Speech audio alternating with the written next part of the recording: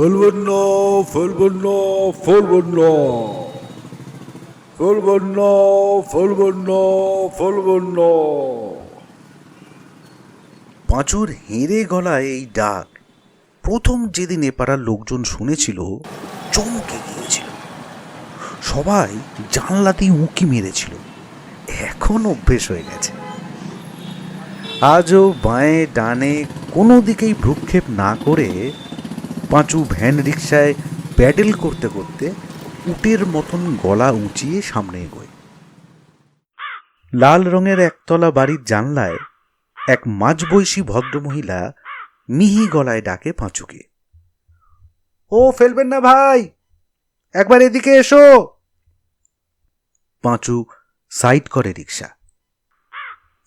কি কি বিক্রি করছো ভাই? পাঁচু ফ্যাক করে হাসে। বিক্রি করছি না, কিনছি মাসিমা। মহিলার সন্ধানী দু চোখ। কি কি কিনছো? এ আপনার সংসারে যা কিছু। অবাক হলেন মহিলা। তার মানে কি আজে বাজে কথা বলছো? পাঁচু শুধরে নেয়। আরে এখনো তো শেষ করিনি কথা মাসিমা। বলছি আপনার সংসারে যা কিছু ফেলে দেওয়ার মতো তা আমি কিনে নি। তা তেমন কিছু আছে নাকি মাসিমা?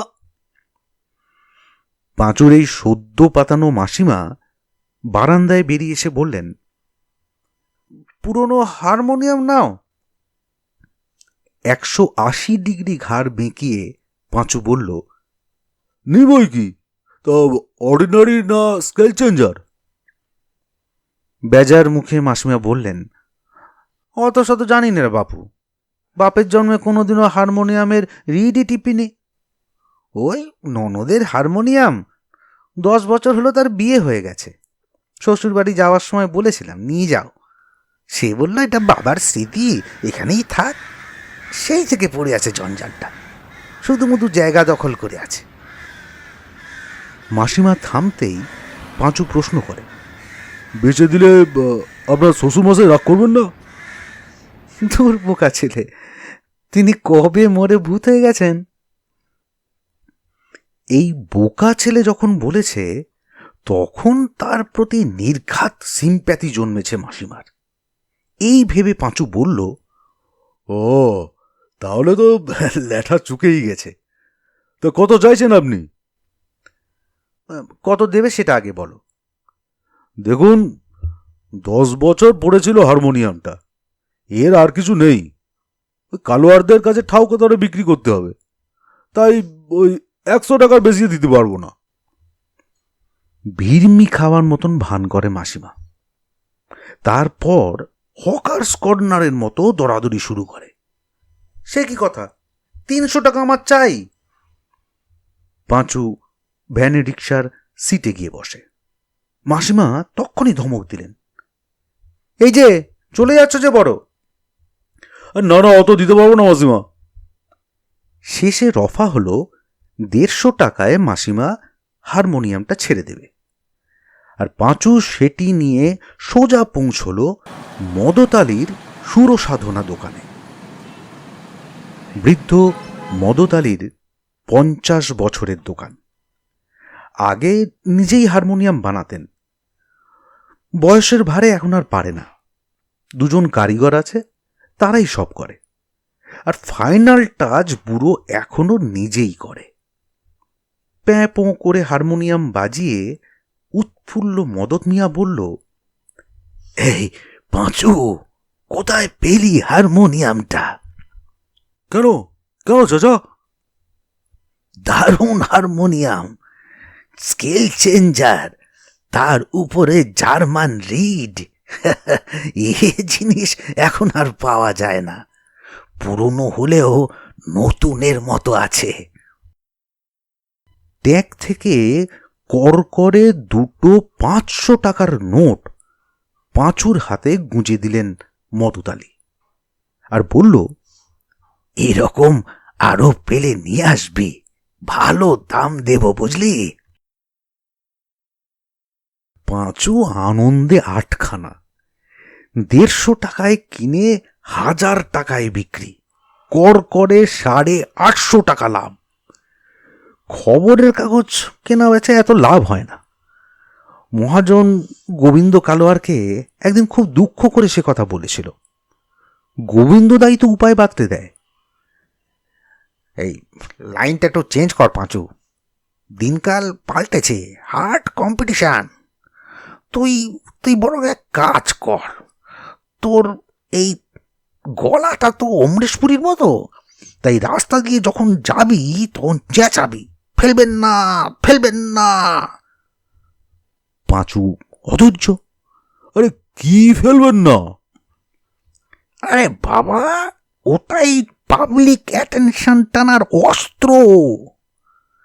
বহুকাল আগে বুঝলি, ট্রেনে একজন ফেরি করত। কামরায় উঠেই সে ভিড়ের দিকে ছুঁড়ে দিত তার অ্যাংরি ডায়লগ, এই যে ছোচোর বাচ্চারা, ইঁদুরের বাচ্চারা। ব্যাস, অমনি পাবলিক রক্তচক্ষুতে তাকাতো। আর একটু না ঘাবড়ে লোকটা গলা নামিয়ে বলতো, এইসব প্রাণী যদি আপনার বাড়িতে উৎপাত করে তাহলে তাদের মারার ওষুধ আমার কাছে পাবেন, নিয়ে যান শক্তিবর্ধনের তৈরি বিষমারি। লোকটার কথা টেকনিকে হু হু করে বিক্রি হতো। গোবিন্দদার শেখানো বুলিতেই পাঁচু আজ 850 টাকা লাভ করেছে। এবার নেশা চেপেছে, আরো লাভের নেশা। গোবিন্দদা বলেছিল, জানবি প্রত্যেক বাড়িতে কাচরা কিছু না কিছু আছেই, সবাই না হলেও বাড়ির কেউ কেউ এই কাচরা তাড়াতে ব্যস্ত হয়ে পড়ে। পাঁচু এবার অন্য পাড়ায় ঢোকে, আবার হাঁক পারে, ফেলবেন না, ফেলবেন না, ফেলবেন না, ফেলবেন না, ফেলবেন না, ফেলবেন না। 30-35 বছরের একটি ছেলে রাস্তায় হাঁটছিল। তা পাঁচু পাশ দিয়ে যেতেই সে ডাকে, ও ভাই, ও ভাই, তুমি পুরনো খাট নাও। পাঁচু ভ্যাবা চাকা খায়, মাথা চুলকে বলে, কি খাট? সেগুন কাঠের খাট, প্রায় 100 বছরের পুরনো। আমার দাদু ওই বিয়েতে যৌতুক হিসেবে পেয়েছিল শ্বশুর বাড়ি থেকে, এখন ব্যাকডেটেড। ওটা বিক্রি করে একটা ফ্যান্সি খাট কিনবো। পাঁচু মাথা চুলকায়, মহাফাসাদে পড়া গেল। মদত চাচা তো তার পরিচিত ছিল, তাই হারমোনিয়াম বিক্রি করতে কোনো অসুবিধা হয়নি। কিন্তু পুরনো খাট কারা নেয় তা তো তার জানা নেই। মানিকতলার চন্দন ফার্নিচারে গেলে কেমন হয়?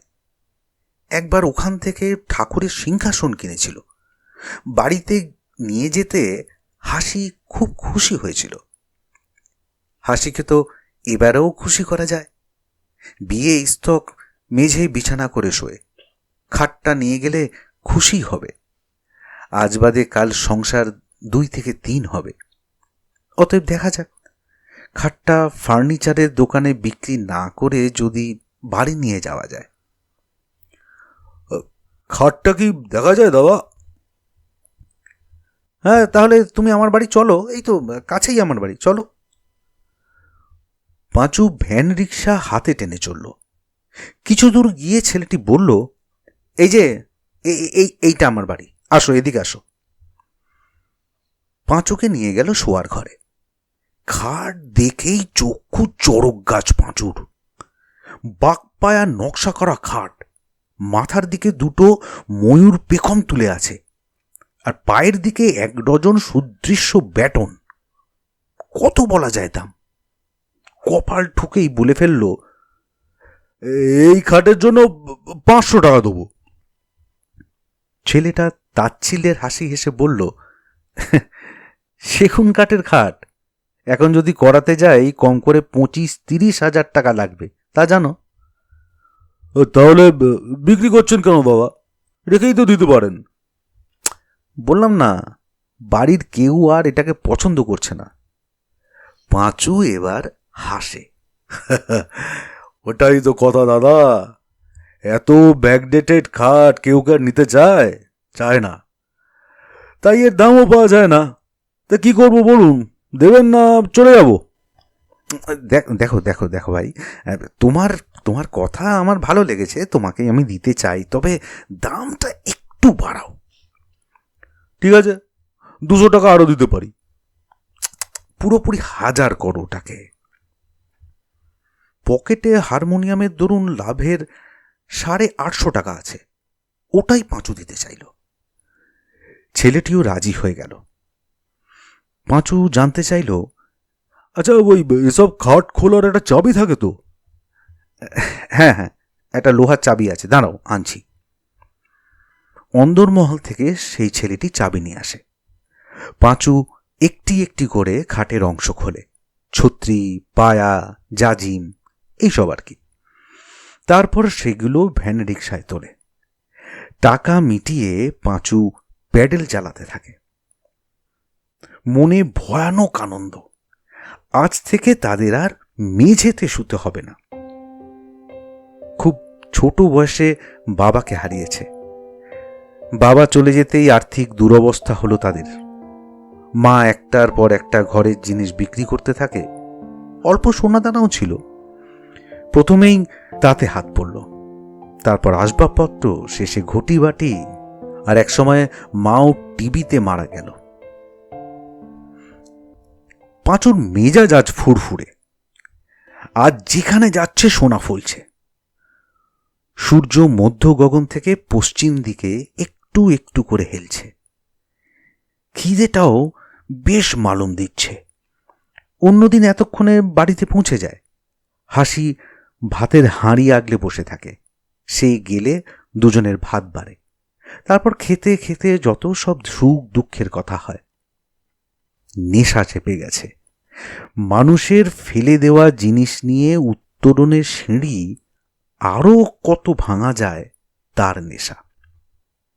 আর দু একটা পাড়া ঘুরেই বাড়ি চলে যাবে। আর বিকেলে যাওয়ার সময় সাপ্তাহিক লটারির 6টা টিকিট কাটবে। একটা প্রাইজ তার কপালে নাচছে। ফেলবেন না, ফেলবেন না, ফেলবেন না, ফেলবেন না, ফেলবেন না, ফেলবেন না। বৃদ্ধ উপেনবাবু আর নিঃসঙ্গ জীবনের ভার বইতে পারছেন না। নিজের ছেলে তো আর বাপের কথা ভাববে না। তাই দিন কতেক হল জোয়ান সমর্থ একটি ছেলে দেখে পুষ্যি নিতে বড় স্বাদ হয়েছে উপেনবাবুর।